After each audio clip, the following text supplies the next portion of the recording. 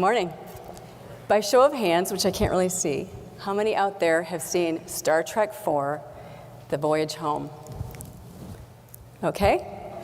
Well, I'm sure you recall that the crew time travels back to 1986 San Francisco, and in this scene here, Dr. McCoy has to rescue Chekhov from the barbaric medicine of the 20th century. Well, I'm here today to talk to you about another person that's wrestling with and struggling with current modern day medicine. Her name is Sue. Sue is a seamstress in Barcelona. She lives outside of the city and takes the train to work. She's married to her high school sweetheart, and they have 3 children. Recently, Sue has been having abdominal pains, bouts of nausea and vomiting, and so she went to her doctor. He ran a battery of tests, did an MRI, and she got that dreaded phone call. The diagnosis was cancer, liver cancer. And so she met with her oncologist and a surgeon, and they reviewed her case. More bad news. The tumor was too large to be surgically resected, which meant she had the chances of long-term survival were greatly diminished. Also, the tumor was located in a place that made it difficult for this type of therapy, where large gauge needles are poked through the abdomen to the tumor, and the heat then kills the tumor. It was too close to a vein.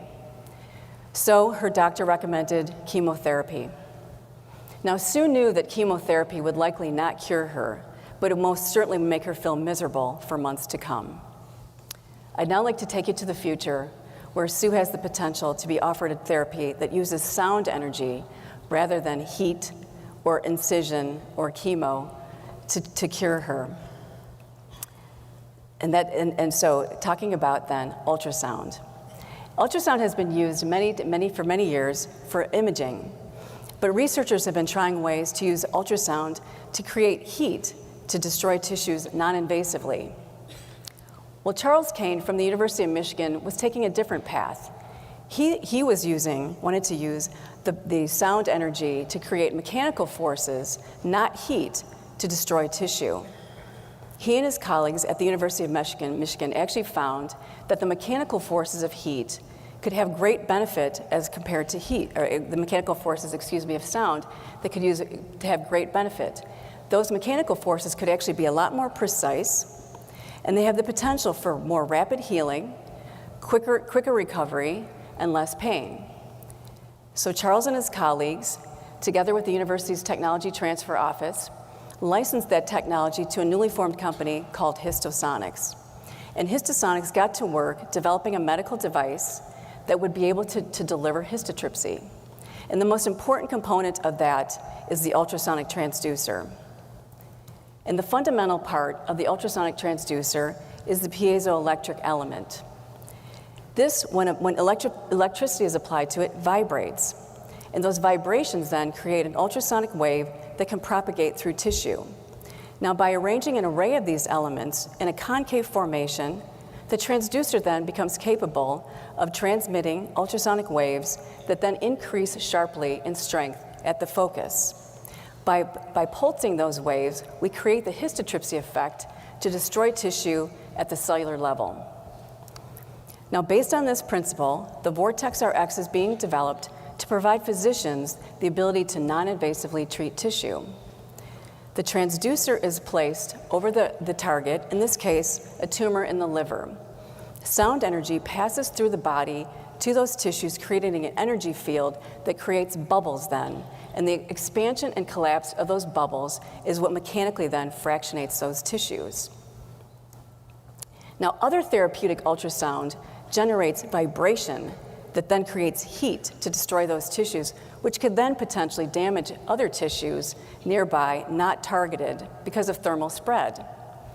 With histotripsy, that pulsing is provided in very, very short pulses that allows then a mechanical force, and so that the range of destruction of that tissue can be precisely controlled and monitored in real time. The tissue then gets naturally absorbed in the body after the treatment, and then natural healthy cells can regrow. This is an MRI image after a histotripsy treatment in a preclinical model. That dark circle there is the treatment zone. Notice the precise surgical-like boundaries that we treated where we wanted to and nowhere else. Now imagine Sue being offered this therapy. She would lie down on a table, the transducer placed over her abdomen, sound waves then generating into the body. Now her physician could see in real time that treatment effect because the bubbles from histotripsy are very easily seen under ultrasound or MRI visualization. Sue could then maybe not even need general anesthesia. The precise targeted treatment of those tissues then without incision and without needles. Now, this type of treatment then is brought forward in our company, Histosonics, and it takes a very special team. Here's a picture of the team. There's me and my co-founders, Tom and Jim, and our first two employees, Russell and Dan. That's me with the blonde hair. And I love this picture because it was drawn by Russell's daughter, Justine. And it, along with other art created by by the employees' children, graced the walls of our office at the company. And so the team here is driving this technology towards patient care. And it takes a very special team, as I said. We've been able to educate the medical device regulators throughout this time frame about the development of the device itself, as well as the technology fundamentals. We've had to create new things and solve engineering challenges. We've also had to tell our story. This team tells the story a lot.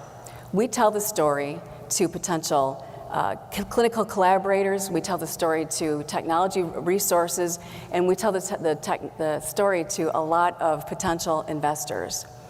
We're always ready to give a pitch to a potential investor.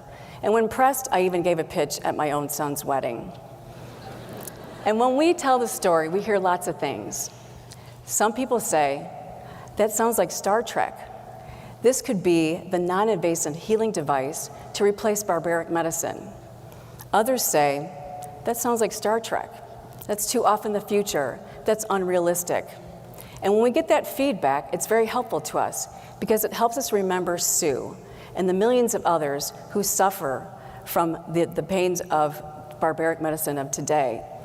It helps us to refine the story of our message of the future of surgery. And the future of surgery is becoming a reality right here in the Detroit area. We expect to treat our first patient early next year. And so when we're here today to share positive ideas with the world from Detroit, and I'd like to say, my positive idea, besides fighting disease with sound, is to remember Sue. And to remember millions of others who have that feeling of hopelessness. Because when we remember them, and those who have the life's work in healthcare, we remember the ultimate reason why we do what we do. Thank you.